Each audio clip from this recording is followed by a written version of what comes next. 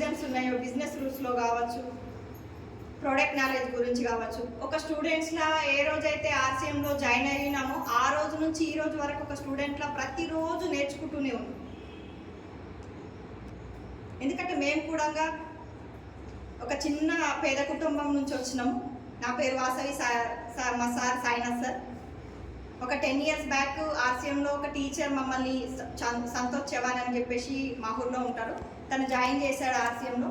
సాయిజీ నువ్వు ఇక్కడ, సార్ ఇంతకుముందు ఫర్టిలైజర్ షాప్లో జీతం ఉండేవారు, ఒక 1000 రూపాయల ఇన్కమ్ తోటి వర్క్ చేసేటువంటి సార్ మా సార్. అనుకోకుండా ఒకరోజు ఇట్లా చెట్టు కింద ఆర్సీఎం గురించి చెప్తూ ఉంటే సార్ కూడా వెళ్ళిండు, విన్నారు.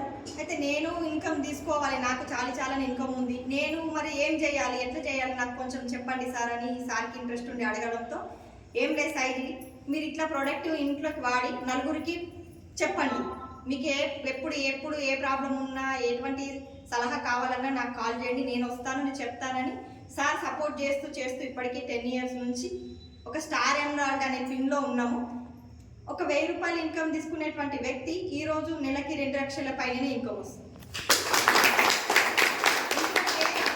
సపోర్ట్ చేయడానికి మమ్మీ డాడీ ఎవరు లేరు.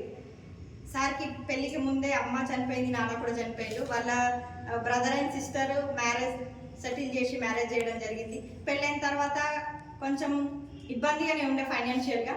ఎట్లయితే ఆర్సీఎంని, ఎందుకంటే ఇంకొక విధంగా ఇన్కమ్ వచ్చేటువంటి మార్గం అయితే లేదు కదా, వ్యవసాయం లేదు, మాకు ఎటువంటి భూములు లేవు, ఎటువంటి పెద్ద బిల్డింగ్ ప్రాపర్టీస్ ఏం లేవు, పేద కుటుంబం కాబట్టి వడ్ల పని చేసి కమ్మర పని చేసుకునేటువంటి వృత్తి వాళ్ళు. చదువు పెద్దగా లేదు, జస్ట్ ఇంటర్ చదివి జాబ్ చేసుకుందామన్నా పెద్ద క్వాలిఫికేషన్ ఏమి లేదు. సో అటువంటి వ్యక్తులు ఆర్సీఎం గురించి అర్థమై చెప్తూ ఇవాళ 14 రాష్ట్రాలలో ఆర్సీఎం అనేది సెట్ చేసేసి, ఈరోజు మేము పని చేయకపోయినా ఇన్కమ్ వస్తుంది, చేసినా ఇన్కమ్ వస్తుంది. రేపు నా పిల్లలకి ఇవాళ మాకు వచ్చే 2 లక్షల పైన ఇన్కమ్ రేపు నా పిల్లలకి వచ్చేసరికంటే 1 కోటి పైన దాటుతుంది. అందరికి వస్తాయి.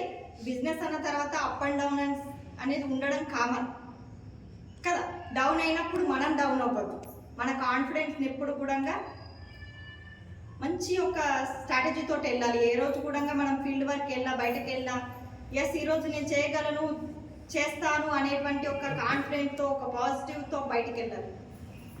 మనం ఏదైతే నెగిటివ్ వేస్తామో అది పైన బ్రహ్మాండంలో తిరుగుతూ ఉంటుంది.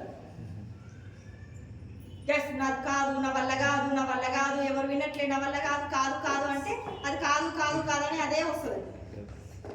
అవుతుంది ఎస్ ఈరోజు నేను చేస్తా, ఈరోజు 10 మంది రోజు మేము ఆడవాళ్ళమే చూడండి, రోజు భార్యాభర్తలు 2 పిల్లలే 4కే వంట చేసుకుంటాం, అవునా?